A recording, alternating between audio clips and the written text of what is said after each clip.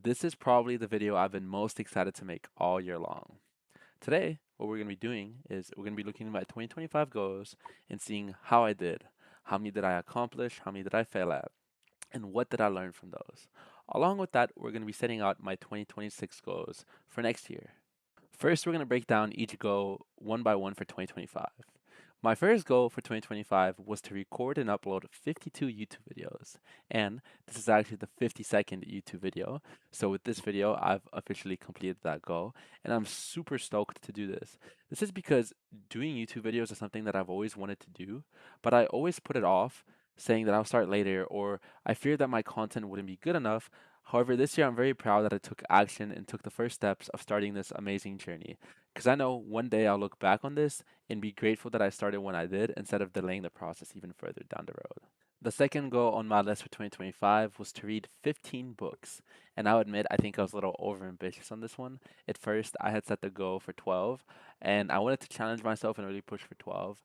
However, during graduation and traveling over the summer, I got a little distracted and I got stuck on this book. I just finished this book today. That puts me at 5 books out of 15 for the year. So I'm only about a third done through this goal. However, today is the last day of the year. So I will not be able to achieve this goal, but I'm not giving up. Reading is something that I think is a high valuable skill. So it's something that I'll continue to improve on. And the only thing I can learn from this goal is that I need to stop procrastinating and chase the things I want to do because at the end of the day, each decision I make is a choice towards who I want to be as a person. Third on my list was my investment goal. For this year, I set the bar at $20,000 total invested. I was actually able to achieve this goal. In fact, currently looking at it, I overachieved by about $2,000, which is amazing. I look forward to increasing this amount every single year so I can eventually get to the FIRE movement and retire early and buy back my time so I don't have to work for the rest of my life. Or if I do work, it's things that I enjoy doing. At the end of the day, the way I see it now is for every dollar I sacrifice now, I will get maybe a 10, 20 fold return in the future. So I am essentially practicing delaying gratification for something more rewarding down the line. For my income goal this year, I had set an ambitious goal of having a total income of $80,000. Now, for the record, I graduated this May, so the first half of the year I was still unemployed for the most part. Um, so I was only able to achieve an income of $55,393. Now, this is a mix of after tax and post tax, which in hindsight, I'll do better for that next year, and it'll probably be a little bit complicated for me to figure it out when it's time to do my taxes, but that's for me to figure out. I'm very proud of the amount of money that I was able to earn, especially considering that I started working in July. This is a really good income, especially when you factor in that my working career has only been about 5 or so months. There's people who work the whole year and this is their salary. So the fact that I was able to achieve this in the year while being half student, half working is a great feeling, and I look on improving this even more next year. This is one of those goals that I definitely want to strive upon to improve on. And the main way I want to increase my income going forward is not necessarily to get promoted in my job, but finding other ways I can provide value to people in the world. My last, but certainly not the least important goal of 2025, and I think one of my proudest accomplishments of the year, was getting to 100K net worth. They always talk about how getting to 100K net worth is super difficult because, it's very hard to save a lot of the money because when you're getting the first 100K, you're having to do a lot of the saving. There's not much compounding working in your favor. After that, however, compounding starts to kick it up a little bit and starts doing more of the heavy lifting the further you go along the net worth grind. This year, I was able to surpass the 100K net worth.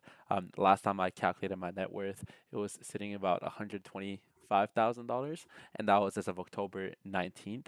I'll probably be doing a net worth update video closer to my birthday or maybe around mid year just to have an idea of where I'm at and to track my progress year over year. But this is a great milestone to achieve in my early 20s, and I'm super proud of this. Again, I don't want to use this to showboat on anyone. I just want to take this as motivation that it's possible to do it. You just have to put your head down, grind, and save as much of your income as possible. For record, my current saving slash investing rate proportion to my income is at about 56%. So that's how I was able to do so. My honest thoughts on 2025 is that it was a great year. I graduated from UT. I got to travel the world with my friends multiple times, and I did pretty decently on my goals. Obviously, I wish I would have crushed all of them, but I can't go back and change what happened. All I can do is do better in the future. And that's the point of this. I'm human. I'm not going to achieve every goal I set out to do. I make mistakes. So my goal for 2026 is to be more consistent and be more on top of the goals that I set for myself. Speaking of, let's get into my 2026 goals. Here are the goals that I set for myself in 2026. The first one on my list is to run 500 miles. Ultimately, when reading Outlive, the book that I was stuck on all year, it talks about longevity, and one of the best ways to increase your lifespan and ultimately your health span, the amount of time that you can do the things you enjoy in life, is by doing more VO2 max training. I think the easiest way for me to do this is probably to run. I also have signed up to run the half marathon in Austin February 15th. So I definitely think I can do 500 miles, and that'd be a great milestone for me to achieve just because running has so many benefits. Next on my list, kind of upgrading my 20K investment goal for 2025, is to invest $30,000 in 2026. This breaks out to about $2,500 a month, which should be attainable. I've already done a video on how I plan to do so based on my income and expenses. You can find that on my channel. Third goal on my list is to have 100K income this year. So I'm really pushing for this, and I think it's definitely attainable between my job as a tech sales and also the side hustles that I'm going to be pushing on improving on this year and providing that value that I spoke of earlier. Moving on to it, I definitely want to keep reading, as mentioned earlier. And this year, I'm setting a more modest goal, which I think is still very attainable and will challenge me just the right amount of doing 12 books. This is roughly one a month. Obviously, I can do a mid year review, and if I think I'm more on track for something greater, I can increase it.